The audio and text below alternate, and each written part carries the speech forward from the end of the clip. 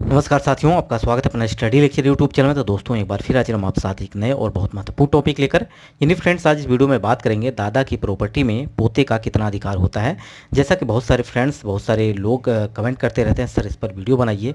तो इसी कड़ी में आपको ये वीडियो प्रोवाइड कर रहा हूँ कि अगर दादा की प्रॉपर्टी है तो कब आपका अधिकार आपको कब नहीं मिलेगा और मिलेगा तो कब मिलेगा, ये सारा कुछ आज इस वीडियो में सीखेंगे। तो वीडियो को पूरा देखिएगा, नहीं तो आपको पछताना पड़ सकता है। ये प्रॉपर्टी संबंधित बहुत सारी चीज़ें आपके सामने आती ही रहती हैं और आप इसी तरह से परेशान होते रहेंगे, इसलिए सारा कुछ आप सीख लीजिए।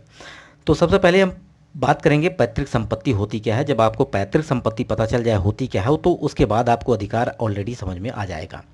तो पैतृक संपत्ति को अगर हम बात करें तो ये अपने पिता, दादा या परदादा से विरासत में मिली हुई संपत्ति जो होती है वही आपकी पैतृक संपत्ति कहलाती है।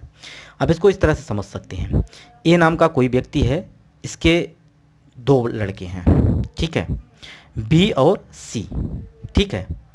अब ए कौन है? बी और सी के पिता हैं, ठीक है, ये कौन है? पिता हैं।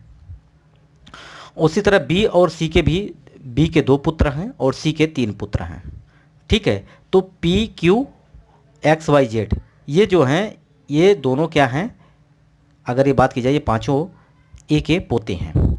तो अगर ए की जितनी भी प्रॉपर्टी होगी उन सभी प्रॉपर्टी में बी का पूरा पूरा अधिकार है, सी का भी अधिकार है। अगर बी का अधिकार है तो पी और क्यू का, यानी बी के पुत्र जो हैं पी क्यू और सी के जो पुत्र एक्स वाई जेड हैं, इनका भी पूरा दादा की संपत्ति पे अधिकार होगा। यही होती है पैतृक संपत्ति। अब इस पैतृक संपत्ति को बात की जाए तो दो तरह से लोगों को बांटी जा सकती है। एक होती है वरासत, यानी विरासत में मिली है। एक होती है वसीयत के थ्रू। तो विरासत में जो होती है, ऐसी ज़मीन होती है अगर ए की डेथ हो जाती है, ए की डेथ हो जाती है, उसके बाद जो ज़मीन है, इनकी जो प्रॉपर्टी है, ये बी और सी को ऑलरेडी बांट दी जाएगी बराबर बराबर हिस्से में, ठीक है। और उसके बाद जो वसीयत होती है, अगर ए ने वसीयत कर दिया है, वसीयत में ये लिख दिया है कि मेरी जितनी भी प्रॉपर्टी है वो बी को ना दी जाए, सी को दी जाए पूरी की पूरी। तो वसीयत में जो लिखा रहेगा उसी के अनुसार आपकी प्रॉपर्टी को बांटा जाएगा, यानी बी को कोई भी हिस्सा नहीं मिलेगा।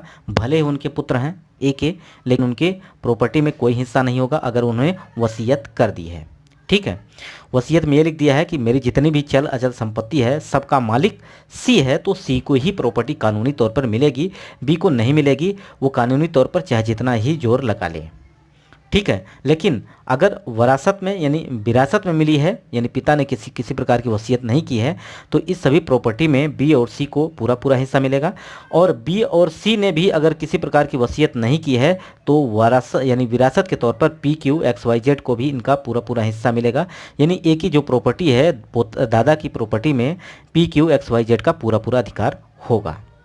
लेकिन इसकी कंडीशन भी है, अगर ए यानी दादा ने जो कि ज़मीन अगर खरीदी है, ठीक है, इन्हें भी अपने पिता से विरासत में नहीं मिली है, इन्होंने खरीदी है, तो उस संपत्ति को वो किसको देना चाहते हैं वो यहाँ पे दर्ज कर सकते हैं, वसीयत में बता सकते हैं कि इनको दूंगा या नहीं दूंगा। लेकिन वसीयत में जो भी लिख देगा वही माना जाएगा, ठीक है। अब मान लीजिए पी क्यू को जो कि पोते हैं, यहाँ पे इनको प्रॉपर्टी अगर नहीं देना है ए को यानी दादा की, तो एक ही कंडीशन है कि अगर ये ज़मीन खरीदते हैं और ज़मीन खरीदने के बाद ये हिस्सा जो कि अपनी प्रॉपर्टी में जो उनके अपने पुत्र को नहीं देते हैं, बी को नहीं देते हैं, अगर बी को नहीं देते हैं तो पी क्यू को ऑलरेडी नहीं मिलेगा, क्योंकि इन्होंने जो पी क्यू हैं उनके पोते वो अपने पिता की ही प्रॉपर्टी में हिस्सा ले सकते हैं, ठीक है। तो पैतृक संपत्ति आप समझ गए होंगे। पैतृक संपत्ति किसी भी व्यक्ति का अधिकार जन्म के बाद से ही हो जाता है। पैतृक संपत्ति में किसी भी व्यक्ति का जन्म के बाद ही अधिकार हो जाता है। इसे दो तरीके से बांटा जा सकता है। पहली मैंने बताया आपको विरासत में मिली है, दूसरी ये ज़मीन या प्रॉपर्टी आपको वसीयत के थ्रू मिली है। पहली पैतृक संपत्ति जिस पर खुद की कमाई गई संपत्ति है, लेकिन इससे पहले जानते हैं कि दादा और परदादा पोता का कितना अधिकार है, ठीक है, ये आप यहाँ पे जानेंगे। यानी पैतृक संपत्ति में किसका कितना अधिकार है। पैतृक संपत्ति पे प्लॉट के हिसाब से ही अधिकार निर्धारित किया जाता है, यानी कि किसी व्यक्ति के हिसाब से नहीं दिया जाता, बल्कि जन्म के बाद ही तय हो जाता है कि उस व्यक्ति का उस पैतृक संपत्ति पे कितना अधिकार होगा, ठीक है। मान लीजिए यहाँ पे एक उदाहरण तारा समझ सकते हैं कि एक उदाहरण में अगर हम बात करते हैं कि 5 हिस्से हैं, संपत्ति के 5 हिस्से हैं, अब अगली पीढ़ी के उन 5 हिस्सों में इसे बांटा जाएगा। ठीक है, मान लीजिए कि 1 प्रॉपर्टी है, 2 प्रॉपर्टी है, 3 प्रॉपर्टी, इसी प्रकार की 5 प्रॉपर्टी है। अब उसको पीढ़ी में बांटना है, तो अगर जो बटेगी उस पीढ़ी में जितने भी लोग हैं उन सब में लोगों में ये बराबर बराबर हिस्सा बांट दिया जाएगा। ठीक है, यानी पीढ़ी जितनी भी उसमें है उन सभी पीढ़ियों में बराबर बराबर हिस्सा बांट दिया जाएगा।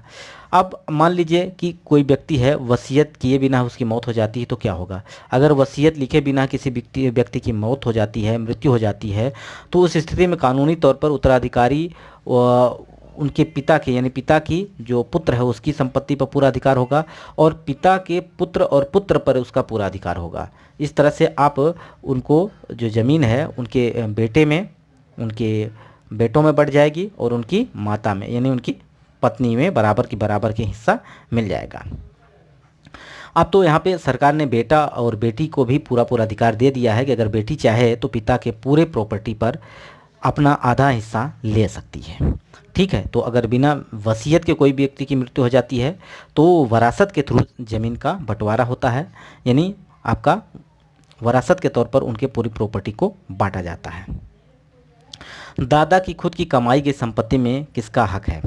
पैतृक या पुश्तैनी संपत्ति में बेशक किसी का जन्म के बाद से ही अधिकार हो जाता है, लेकिन अगर दादा की संपत्ति खुद की कमाई हुई है, यानी पैतृक संपत्ति नहीं है, तो वो चाहे तो अपने पोते को दे या ना दे। लेकिन अगर पोते को नहीं दे रहा है, इसका मतलब वो अपने बेटे को नहीं दे रहा है। अगर बेटे को नहीं दे रहा है तो पोते को ऑलरेडी ज़मीन नहीं मिलने वाली है। और ये एक ही कंडीशन है, वो कंडीशन है आपका वसीयत के थ्रू। वसीयत में बता दिया जाए कि मैं ये प्रॉपर्टी को अपने इस बेटे को नहीं दे रहा हूँ, और उस बेटे का जो पुत्र होगा यानी उसका पोता होगा तो ऑलरेडी उसको ज़मीन नहीं मिलेगी। ठीक है, तो ये सारी चीज़ें आपको समझ में आ गई होंगी किस तरह से आपको प्रॉपर्टी पर हिस्सा मिलने वाला है। नाती पोते का पैतृक संपत्ति पे कितना अधिकार होता है? दरअसल पैतृक संपत्ति पे नाती पोते का बराबर का हिस्सा होता है, लेकिन अगर कोई पोता दादा के नाती को उसकी संपत्ति का हिस्सा देने से इनकार कर दे तो उस स्थिति में नाती मामला दर्ज करा सकता है। लेकिन इस बात का ध्यान रखना होगा कि दादा के पोते को सिर्फ अपने पिता का हिस्सा हासिल करने का हक है। अगर पिता जिंदा है तो किसी का कोई हिस्सा नहीं मिलेगा। इसका मतलब ये हो गया कि मैंने जो अभी बताया आपको कि अगर जो ए नाम का व्यक्ति है वो अगर पी को देना चाहता है तो सबसे पहले इसको बी को प्रॉपर्टी देना होगा, क्योंकि बी को प्रॉपर्टी मिलेगी तभी क्यू को पी को मिलेगी, क्योंकि बी जो है ए का पुत्र है। ठीक है, क्योंकि पी जो है सिर्फ अपने पिता की प्रॉपर्टी पर हक जता सकता है। तो आशा करते हैं बात समझ में आ गई होगी। अगर ये वीडियो आपको पसंद आए तो लाइक करिएगा, दोस्तों तक शेयर करिएगा। वीडियो यहीं समाप्त करते हैं। नमस्कार।